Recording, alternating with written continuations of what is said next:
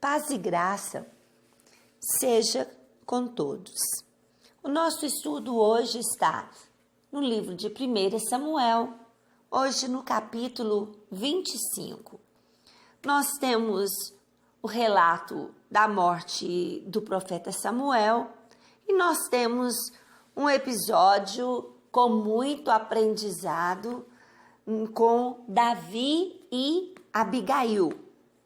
Samuel morreu e todos os israelitas se juntaram e choraram a morte dele. Então sepultaram na sua casa em Ramá. Já meditando nesse versículo, Samuel ele iniciou com este livro um nascimento milagroso, um voto que ele vai morar no templo com o profeta Eli, é criado ali longe da mãe, do pai, e desde a adolescência já muito usado por Deus. Não fala a data da morte de Samuel, mas entende-se que ele morreu bem velhinho. E uma coisa muito linda, né? Ele morreu e todos os israelitas se juntaram e choraram a morte dele. É uma coisa muito apreciável, né?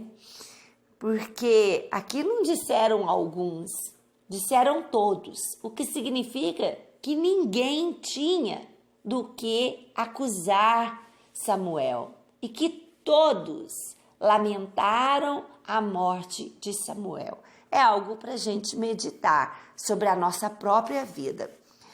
E depois nós temos um relato sobre Davi e uma mulher chamada Abigail. Depois disso, Davi saiu e foi para o deserto de Parã. Ali um descendente de Caleb, chamado Nabal, da cidade de Maom, que ganhava a vida na cidade de Carmelo. Ele era muito rico. Tinha 3.000 ovelhas, 1.000 cabras. A sua mulher se chamava Abigail. Ela era bonita e inteligente, mas ele era mau e grosseiro. Então nós temos aqui um descendente de Caleb. Caleb, né, que foi junto com Josué, os dois espias que tiveram uma atitude de fé, os únicos que entraram na terra prometida, homens valorosos, valentes, cheios de Deus, e que na sua descendência aparece um Nabal aqui, e fala sobre esse Nabal algumas características, né? Ele era rico, ele tinha muitos animais, muitos empregados, tinha uma linda mulher, inteligente, mas sobre ele, pessoalmente dele, a Bíblia diz que ele era mau e ele era grosseiro. Tudo que nós temos aqui de informação. Nabal estava em Carmelo cortando a lã das suas ovelhas. Davi estava no deserto e soube disso. Na época da colheita, aqui desse caso, né, da lã dos animais, cortando, aliás, fazendo a tosquia dos animais, era uma época de festa. E todos se juntavam e comiam e bebiam vinho. E Davi, com os seus 600 homens, soube disso. Davi tinha suas necessidades de alimento, de água para ele e para os seus homens, e sempre dependia do favor das pessoas. Então, enviou 10 rapazes a Carmelo com ordem de encontrar Nabal, o cumprimentar em nome dele. Mandou que dissesse o seguinte: meu caro amigo, Davi lhe manda saudações, desejando tudo de bom para o Senhor, sua família e tudo que é seu. Ele soube que o Senhor está cortando a lã das suas ovelhas e mandou-lhe contar que os seus pastores estiveram com a gente e nós não lhe fizemos nenhum mal. durante o tempo que estiveram em Carmelo, não roubamos nada deles.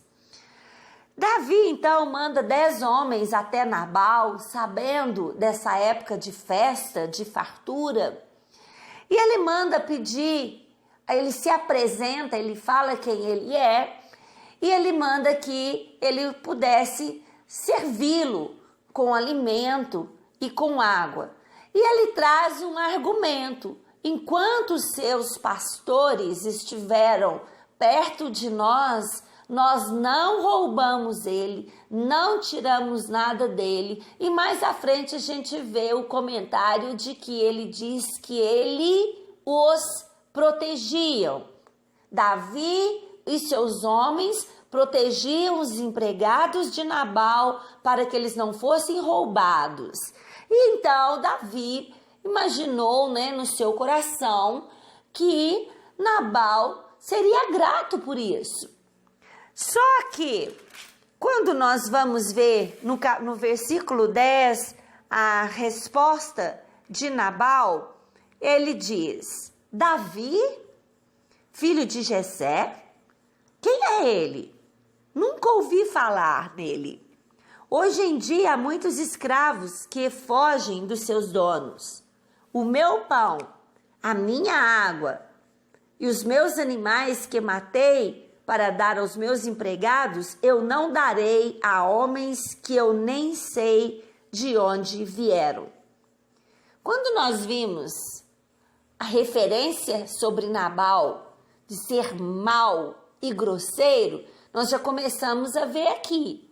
Porque esses 10 homens, eles vieram educadamente, eles vieram para pedir água e comida, e eles apresentam um forte argumento, que eles defendiam os seus homens enquanto eles estavam por perto. E agora ele diz quem é este homem, e um detalhe que era difícil alguém dizer que não conhecia Davi, porque a sua fama se espalhou.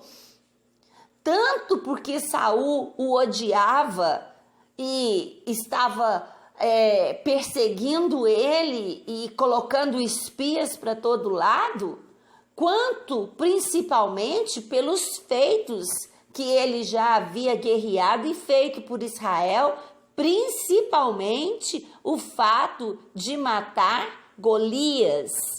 Então a fama dele se espalhou muito. Essa conversa de Nabal de que ele não sabia quem é e ainda o compara a um escravo fugitivo, mas isso deixou Davi irado. Até então, não é contado, relatado que Davi havia lutado em sua própria causa. Mas agora ele fala com Deus: que o Senhor me livre, que o Senhor me desculpe. Mas esse homem e os seus empregados, até meninos, todos vão morrer. Nesse fato, um empregado de Nabal correu até a esposa de Nabal, chamada Abigail. Veja bem que interessante. Era conhecido a fama de Nabal, mas também os empregados conheciam a fama de Abigail, porque eles vão até Abigail e relatam tudo, É a partir do verso 14. Um dos empregados de Nabal disse a Abigail, a mulher de Nabal: a senhora soube? Davi enviou do deserto uns mensageiros com saudações para o nosso patrão, mas ele os tratou mal. No entanto, eles têm sido bons para a gente. Nunca nos incomodaram e durante todo o tempo em que estiveram com eles nos campos, eles não roubaram nada que era nosso. Eles nos protegeram dia e noite todo o tempo em que estivemos com eles, tomando conta de nossos rebanhos. Pense nisso e resolva o que fazer. Isso poderá vir a ser um desastre para o nosso patrão e toda a sua família. Ele é tão mau que ninguém pode falar com ele. O próprio empregado, que deveria estar dando o recado para Nabal, diz para a esposa: olha, eu estou trazendo um recado para você porque Nabal é tão mau que não vai adiantar eu falar nada com ele. Então eu estou te dando o recado para você. Davi com seus homens estão vindo, e eles estão vindo para matar Nabal, a família, para matar, para destruir. Ficou muito irado, conta a história toda para ela, e agora nós vamos ver a atitude de uma mulher sábia, que pode ser a atitude de uma pessoa sábia, que busca Deus como orientação nas suas vidas. Então, Abigail pegou depressa 200 pães, 2 odres cheios de vinho, 5 ovelhas assadas, uns 17 quilos de trigo torrado, 100 cachos de passas e 200 passas de figo seco, e pôs tudo sobre jumentos. Então disse aos empregados: vá na frente, que eu vou atrás. Porém, não contou nada ao seu marido. Abigail, cheia de inteligência, cheia de sabedoria, toma uma atitude. A atitude primeira foi de acalmar aquela briga com o suprimento que Davi e os seus homens necessitavam, e com muita fartura, carne, uvas, farinha, muita fartura e vinho. E ela põe o animal indo na frente com toda aquela fartura. Imagino eu que os olhos de Davi e dos homens brilharam ali, porque eles estavam necessitando daquilo. Então, a primeira atitude de Abigail foi suprir a necessidade daquele que vinha contra eles com muito ódio e com razão. E ela fala outra coisa interessante. Ela pega todo esse mantimento e ela não conta para Nabal, seu marido. Porque se ela contasse, Nabal ia impedi-la de fazer o que ela fez e que salva a vida de todos ali. Porém, não contou nada ao seu marido. Abigail ia montada no seu jumento. De repente, numa curva na descida, encontrou Davi e os seus homens que vinham em direção à sua casa. Então, assim, foi a conta, né? Se ela demorasse um pouco mais, não teria nem tempo para consertar e apaziguar aquela situação. Davi tinha pensado assim: de que me adiantou proteger a propriedade desse homem aqui no deserto? Nós não roubamos nada que era dele, e é assim que ele me paga a ajuda que lhe dei? Que Deus me castigue se eu não matar até o último daqueles homens antes do amanhecer.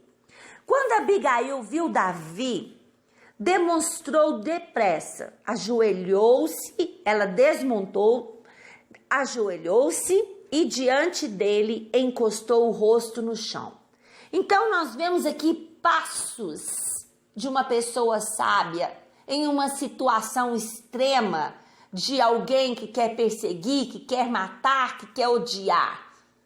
Tudo muito bem calculado.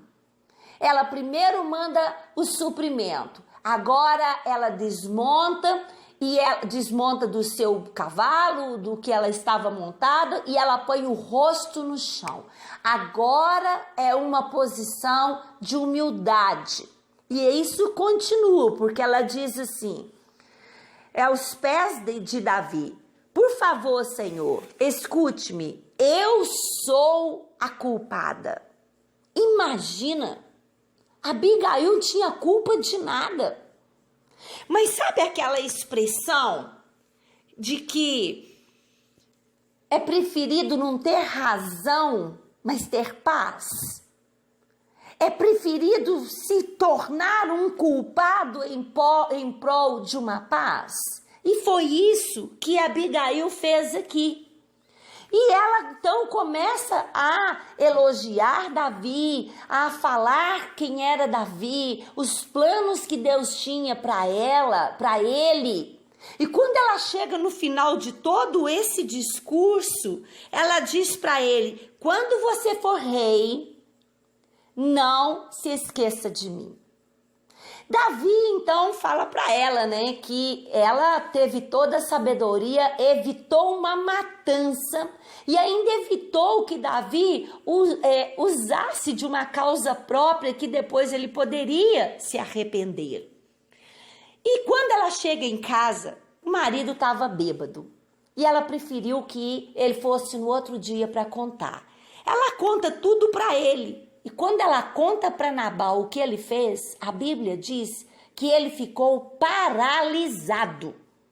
Eu não sei se por causa da avareza, se era por causa do medo, mas ele ficou paralisado. E a Bíblia diz que quem cuidou desse inimigo de Davi foi o próprio Senhor, porque com 10 dias ele sofreu lá um piripapo lá e ele morreu.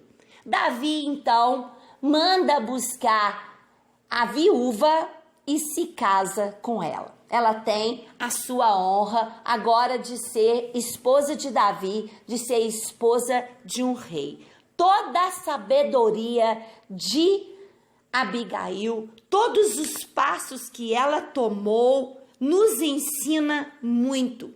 E que nós possamos meditar nessa história. E Deus nos dê sabedoria para agir nos nossos momentos difíceis, nas nossas dificuldades.